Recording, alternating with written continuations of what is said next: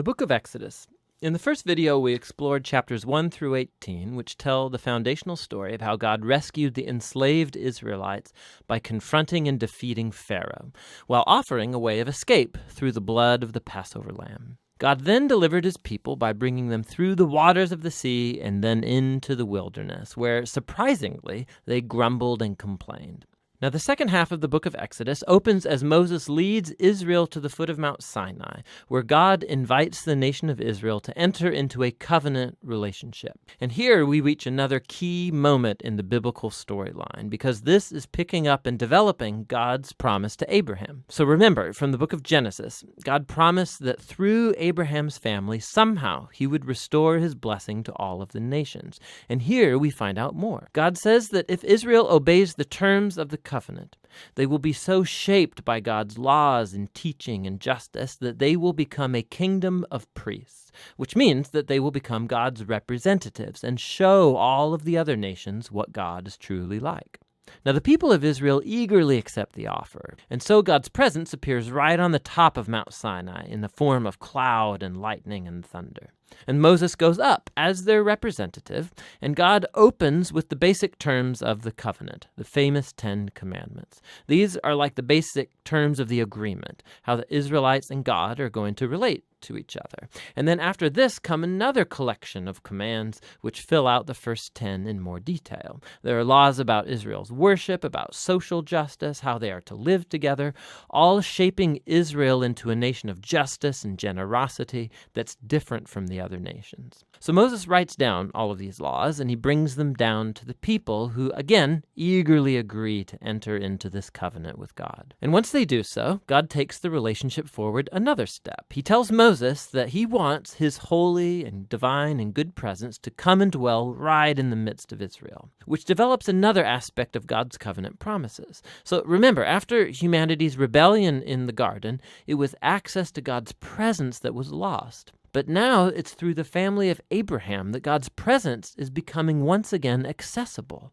through this covenant relationship, and first with Israel, and then somehow one day to all nations. So what follows are 7 chapters of detailed architectural blueprints about this sacred tent called the tabernacle.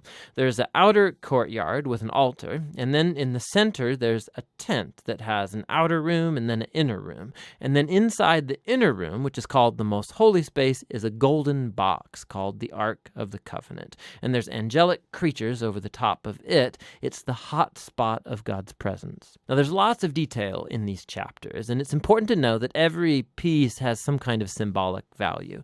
All of the flowers, the angels, the gold, and the jewels, it all echoes back to the Garden of Eden, the place where God and humans lived together in intimacy. And so the tabernacle is like a portable Eden, so to speak. It's the place where God and Israel can live together in peace. At least in theory, because right here, something goes really, really wrong. Israel breaks the covenant. As Moses is up on the mountain receiving the blueprints for the tabernacle, down below at the camp, the Israelites, they're losing patience. And so they ask Moses' brother Aaron to make for them a golden calf idol so they can worship it as the God who saved them out of slavery in Egypt. Now God's presence, it's right there on top of the mountain. They can see it. But here they are below, breaking the first 2 commands of the covenant they just agreed to. No other gods and no idols. Now what follows is really important. God knows what's happening down below. And so he first invites Moses into his own anger and pain. And he tells Moses what he wants to do, just to wipe Israel out. But Moses intercedes by appealing to God's character. He says, first of all, destroying Israel would be going back on your covenant promises to Abraham. And then Moses appeals to God's reputation among the nations. What would they think if they see you destroying your own people? And so God accepts Moses' intercession, and he relents. And while he does bring his judgment on those who instigated the idolatry, he forgives the nation as a whole and promises to renew his covenant. And it's right here, at this point in the story, that God, for the first time, describes his own character to Moses.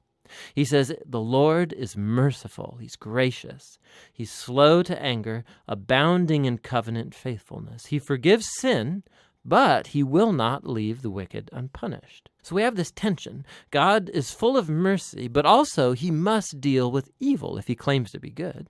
And above all, God is faithful to his promises, even though it means, he knows, he's committing himself to a people who are utterly faithless. And so after renewing the covenant with Israel, God commissions Moses to go ahead and build the tabernacle. And once again, we get 5 long chapters describing in detail the construction of the tabernacle. And it all comes together in the final chapter where the tabernacle's finished. God's glorious divine presence comes and hovers over the tent, and our hopes are high. And so Moses, he goes right up to enter into the tent, and he can't. He actually can't go in.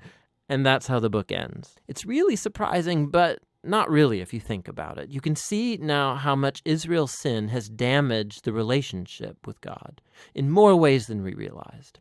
So the book opened, remember, with Pharaoh's evil threatening Israel and threatening God's covenant promise. But now, as the book ends, Israel has become its own worst enemy. It's their sin that's threatening the future of the covenant. And so the question as the book closes is, how is God going to reconcile this conflict between his holiness and his goodness and his presence with the sinful corruption of his own covenant people? The solution to that problem is what the next book is about, but for now, that's the book of Exodus.